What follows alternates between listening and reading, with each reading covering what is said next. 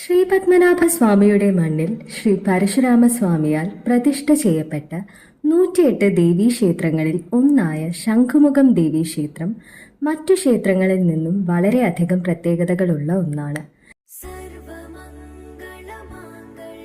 മഹിഷാസുര വധത്തിന് ശേഷം ഇവിടെ എത്തിയ ദേവിക്കു പിന്നിൽ ശിവഭഗവാൻ സ്ഥാനമുറപ്പിച്ചതുകൊണ്ട് ശാന്തസ്വരൂപിണിയായ മഹിഷാസുരമർദ്ദിനി എന്ന ഐതിഹ്യം.